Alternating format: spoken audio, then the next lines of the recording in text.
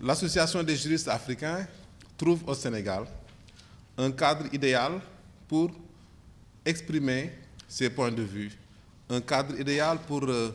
développer des actions en faveur des droits de l'homme. Et c'est ça l'avantage un peu de notre pays, notre cher Sénégal, qui est très ouvert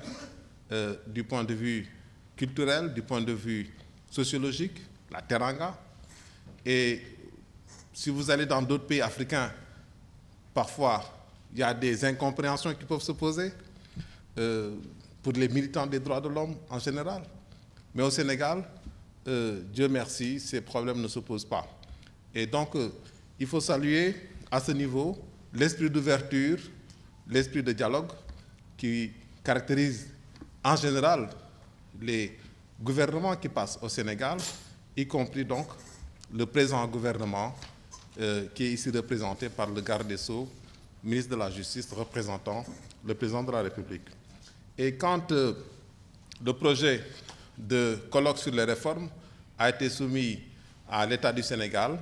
ce projet a rencontré un regard favorable de la part de l'État qui n'a ménagé aucun moyen pour mettre à la disposition de la JA des bureaux, des structures et des appuis pour la publication des actes qui vont être issus, n'est-ce pas, de cette rencontre, qui n'est pas une rencontre de quantité, mais qui est une rencontre de qualité, parce que dans la salle, il y a ici de très grands professeurs, mis à part notre doyen, qui sont là, et nous les attendons vraiment sur des questions qui interpellent la nation tout entière. Donc, je voudrais souhaiter en tout cas la bienvenue à Monsieur le ministre garde des Sceaux, qui est très connu pour son parcours de combattant des droits de l'homme, auteur de plusieurs ouvrages, notamment L'avenir des droits de l'homme, un ouvrage qui, en tout cas, personnellement, m'a beaucoup marqué pendant mon cursus universitaire. Et c'est tout un plaisir de le recevoir ici, n'est-ce pas, pour nous accompagner dans cette réflexion sur, n'est-ce pas, les institutions. Les thèmes qui seront déroulés aujourd'hui, comme vous le voyez à travers le programme, tournent autour de questions majeures qui préoccupent non seulement les populations, mais aussi l'État, l'élite politique, les journalistes, la classe politique, les chercheurs, tous les intellectuels, tous les hommes d'action. Et la question de la gouvernance politique sera abordée ici, la question de la gouvernance économique et financière aussi, parce qu'on a tendance à oublier qu'il n'y a pas que le droit, il n'y a pas que la politique, il y a aussi les finances qui interpellent les juristes. Il n'y a pas que le droit pur, je veux dire. Les institutions financières, les institutions de répression financière sont aujourd'hui au cœur d'un certain nombre de débats. Faut-il les réformer?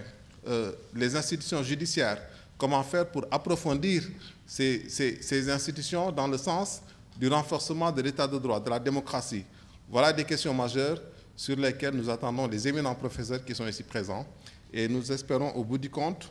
avoir un certain nombre de recommandations pour pouvoir, n'est-ce pas, accompagner nos dirigeants, nos autorités, dans le cadre des réformes en général, pour, comme on a tendance à le dire, faire en sorte que le Sénégal soit un pays émergent, pour parler un peu moderne. Voilà un peu, je voulais remercier aussi Monsieur le doyen pour son appui inlassable sur le plan institutionnel, n'est-ce pas, pour nous permettre de faciliter la préparation de ce colloque, pour nous avoir permis de faciliter la préparation de ce colloque. Le doyen est un professeur titulaire très généreux et très disponible, très modeste, et nous l'en remercions ici au passage pour sa disponibilité et son engagement à œuvrer aussi à côté du ministre et des autres collègues et des jeunes doctorants pour l'approfondissement de l'état de droit, de la démocratie et des droits de l'homme. Donc soyez les bienvenus, chers invités.